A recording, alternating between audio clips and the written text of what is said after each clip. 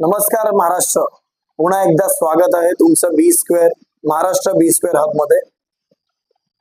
आणि गाईस, आज मी घेऊन आलोय फिफ्थ स्टँडर्डचं फिफ्थ स्टँडर्डचं प्रॉब्लेम सेट फर्स्ट. यापूर्वी आपण फिफ्थ स्टँडर्डचं इंट्रोडक्टरी पार्ट बघितलं होतं. आज आपण प्रॉब्लेम सेट पूर्ण बघणार आहोत. आणि मला असं वाटतं बाळांनो, हा खूप छोटा प्रॉब्लेम सेट आहे, एवढी मोठा नाहीये, म्हणून मला असं वाटतं गाईस तुम्ही स्किप करू नका. आपण एकूण एक स्टेप बघणार आहोत. ओके, यामध्ये क्वेश्चन नंबर 1 लिहिलंय, write all the numbers from 1 to 20. कशामध्ये लिहायचे गाईस? Roman numerals. कशामध्ये? Roman numerals. ओके गाईस, मग कसं लिहिणार? पहिला इंटरनॅशनल नंबर, मग Roman numbers. International numbers, Roman numbers. 1 1 2 2. यापूर्वी आपण केलंय गाईस. 3 4 we write like this. 5 only we. 6 5 1 6 7 5 1 2 7 8 5 1 2 3 5 6 7 8 9 x त्यापूर्वी 1 9 10 only x. Okay guys, okay. Then 11 x 1 12 x 2 times 1 12 13 x 1 2 3 13 14 x 10 4 कसा होता? 1 v 14 15 x v 15 16 x 6 17 x v 2 times 1 17 18 x v 3 times 1 18 19 x 1 x, कारण हा 9 चा आहे आणि हा 10 चा आहे. 10 + 9 19 20 x x. ओके बाळांनो, हे तुम्हाला कळलं पाहिजे. फर्स्ट सम आपण सॉल्व्ह केलाय. मला असं वाटतं प्रत्येकाने हे लिहून घेतलं पाहिजे. आता आपण बघणार आहोत गाईस, आता आपण बघणार आहोत question number 2. Guys, now question number 2, write the following numbers using international numerals.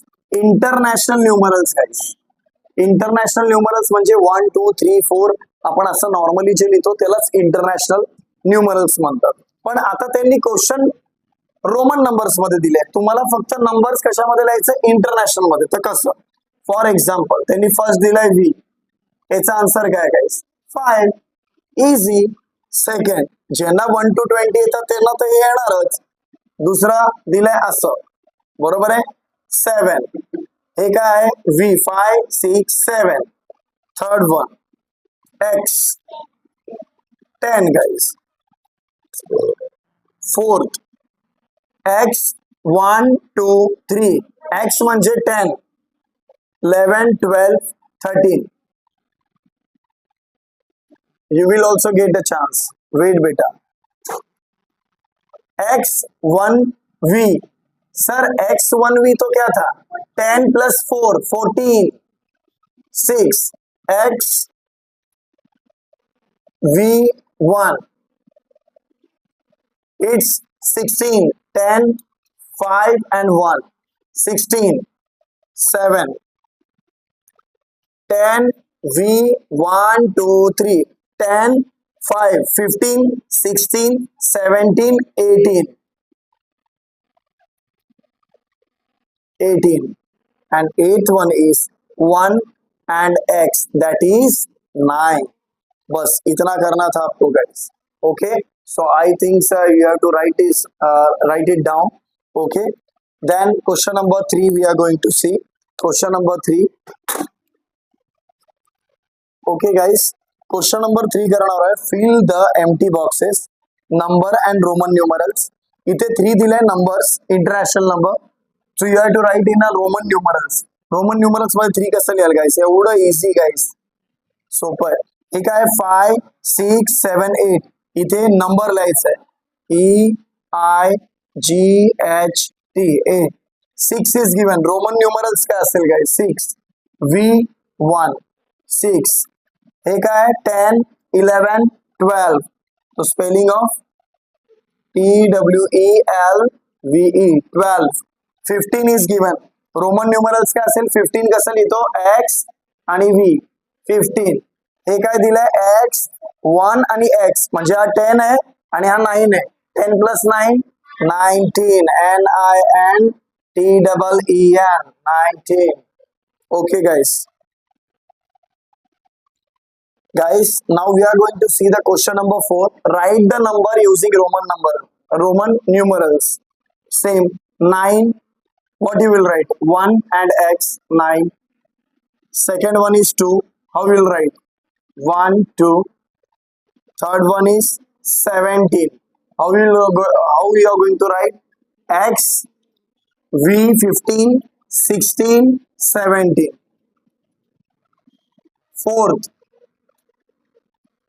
4, that is how are you going to write? V और उसके पहले 1.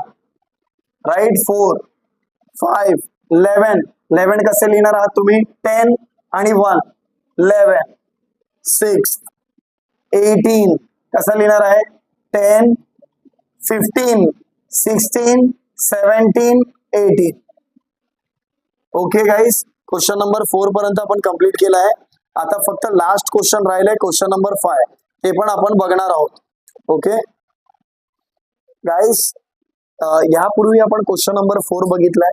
4 मध्ये आपण त्याचे आन्सर्स लिहिले. आता आपण क्वेश्चन नंबर 5 मध्ये बघणार आहे guys. In the table below एक क्वेश्चन तुमच्या टेक्स्टबुक मध्ये लिहिलेलं आहे. जस्ट मी फक्त पुट राईट और रॉंग हे लिहिलेलं आहे. ओके, पण मी तुमच्यासाठी वाचून दाखवतो. इन द टेबल बिलो दिलेला खाली table, each given number is written in a international numerals and then again in a Roman numerals. If it is written correctly in a Roman numerals, put right in the box under it. If not, put wrong and correct it. बर, जर हे right आहे 4 जर Roman numerals मध्ये असं लिहितात आणि हे जर राईट आहे तो you have to put right, आणि जर रॉन्ग है तो you have to put wrong. अब जब रॉन्ग लिखा है तो इसको राइट भी करना है, ये आपको आना चाहिए. ओके, यहाँ पर भी 6 अगर राइट है तो राइट करना है, रॉन्ग है तो रॉन्ग करना है. अगर रॉन्ग है तो आपको क्या करना है? राइट करायचंय. म्हणजे हे बघा गाईस, आता 4 असं आपण नाही लिहित. हे 4 हे 3 आहे, हे रॉन्ग आहे गाईस. तर राइट मेथड काय होती? राइट मेथड होती 1V. हे राइट मेथड होती. Okay, that is wrong. Right 6, हा sir 5 plus 1 6. Right sir, that is right. Sir हे 1 1 x सर असं कधी होत नाही, पण 1 आणि x 9 होतं, पण 1 1 x कधी होत नाही. हे काय आहे? रॉंग. मग हे काय होतं? 8 कसं लिहितात गाईस आपण? 8 कसं लिहितो? V 1 2 3 म्हणजे V मीन्स 5 6 7 8. त्याच्यानंतर 16 10 5 15 1 16. राईट आहे सर. हे V सर असं V नाही होत सर. 15 कसं लिहितो आपण? हे रॉंग आहे. राईट, 15 कसं लिहितो? X आणि V. हे तुम्हाला असं आलं पाहिजे बाळांनो. ओके, ज्यांना कळलं असेल त्यांनी ह्या गोष्टी लिहून घ्या गाईस, किंवा एक स्क्रीनशॉट घ्या. आणि बाळांनो, आपण क्वेश्चन नंबर 5 पर्यंत कंप्लीट केलंय. फक्त एक लास्ट कन्सेप्ट राहिलंय, ते मी तुम्हाला 2 मिनिटात सांगतो. गाईस, रोमन न्यूमरल्स मध्ये काहीतरी सिम्बोलायझेशन आहे. ते सिम्बोलायझेशन तुम्हाला लक्षात राहिलं पाहिजे. त्याला आपण बोलतो LCDM मेथड किंवा LCDM सिम्बोलायझेशन. LCDM मध्ये गाईस एक लक्षात ठेवा, आपण L फॉर लायन लक्षात ठेवू, C for cat, D for dog आणि M फॉर मंकी. असं लक्षात ठेवायचं. L for lion, C for cat, D for dog, M for monkey. LCDM. अभी आता तुम्ही विचार करा की तुम्ही आहे ना प्राणी संग्रहालय मध्ये गेले. प्राणी संग्रहालय म्हणजे झू मध्ये गेले. झू मध्ये जसे एंटर झाले तर लायन्स साठी तुम्ही किती रुपयाचं तिकीट घेतलं गाईस? लायन्स साठी 50, म्हणजे आजपासून एल किती झाला? 50. मग पुढे जसं गेले तर तुम्ही कॅट बघितली, पर्शियन कॅट, एकदम स्पॉन्जी स्पॉन्जी असे केसाळू असतात ना, तशी कॅट. तिच्यासाठी तिकीट किती होतं? तिच्यासाठी गाईज होतं 100. C for cat 100. लायनचं ticket 50. D for dog. Dog किती रुपयाला? डॉग वेगवेगळ्या प्रकारचे डॉग बघितले तर किती रुपयाला होता तिकीट? 500. किती रुपयाला होता? 500. L for 50, C for 100, D for 500. आणि माकडं बघायला तर लोकांना खूप आवडतात. M for monkey. आहे का? आपण पण माकडांचीच प्रजाती आहेत.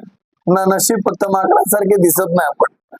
बर, एम फॉर मंकी. मंकीचं तिकीट किती होतं? 1000 रुपीज. किती होतं? 1000. काहीच हे रुपीज वगैरे काय नाहीये, तिकीट्स काय नाही, हे ट्रिक आहे. हे तुम्हाला लक्षात ठेवण्यासाठी ठीक आहे. हा, मी मम्मी बरोबर गेलो होतो. लायनचं तिकीट 50 ला होतं, कॅटचं 100 ला, डॉगचं 500 ला आणि मंकीचं 1000 रुपीज. अशा प्रकारे हे LCDM तुम्ही लक्षात ठेवले पाहिजे. बाकी यांना सोडून तुम्ही आय म्हणजे बघितलंय, आय फॉर 1 किंवा आपण असं 1 लिहितो, राईट. त्यानंतर आपण व्ही बघितलं होतं, व्ही फॉर व्हॉट? 5 बघितलं होतं. आणि एक्स फॉर व्हॉट? 10 बघितलं होतं. म्हणजे हे तर तुम्हाला ऑलरेडी 1 to 10 मध्ये झाले होते. अशा प्रकारे मला असं वाटतं गाईस, रोमन न्यूमरल्स हा चॅप्टर तुमचा रोमन न्यूमरल्स पूर्णपणे समाप्त झालेला आहे. आणि मला असं वाटतं घरी तुम्ही प्रॅक्टिस करावा. जय हिंद, जय महाराष्ट्र.